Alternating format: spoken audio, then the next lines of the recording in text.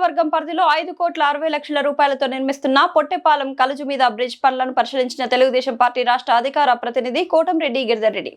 గత ప్రభుత్వంలో పొట్టెపాలెం కలుజు మీద బ్రిడ్జ్ కోసం రూరల్ ఎమ్మెల్యే కోటంరెడ్డి శ్రీధర్ రెడ్డి అనేక ప్రయత్నాలు చేసినా అవి సంతకాలకే పరిమితమయ్యాయి. తెలుగుదేశం పార్టీ రాష్ట్ర అధికార ప్రతినిధి కోటంరెడ్డి గిరిధర్ రెడ్డి కూటమి ప్రభుత్వం ఏర్పడిన తర్వాత రాష్ట్ర ముఖ్యమంత్రి వర్యులు నారా చంద్రబాబు నాయుడు, ఉప ముఖ్యమంత్రి పవన్ కళ్యాణ్, రాష్ట్ర మంత్రి నారా లోకేష్ మరియు రాష్ట్ర రోడ్లు మరియు భవనాల శాఖ మంత్రి బీసీ జనార్దన్ రెడ్డి సహాయ సహకారాలతో 5,60,00,000 రూపాయలతో పొట్టెపాలెం కలుజు మీద బ్రిడ్జ్ పనులను మంజూరయ్యాయి. ఈ పనులు శరవేగంగా సాగుతున్నాయి. తెలుగుదేశం పార్టీ రాష్ట్ర అధికార ప్రతినిధి కోటంరెడ్డి గిరిధర్ రెడ్డి 10 కాలాల పాటు ప్రజలకు మేలు చేసేలా ఉండాలని పొట్టెపాలెం కలుజు మీద బ్రిడ్జ్ నిర్మాణం చేస్తున్న తెలుగుదేశం పార్టీ రాష్ట్ర అధికార ప్రతినిధి కోటంరెడ్డి గిరిధర్ రెడ్డి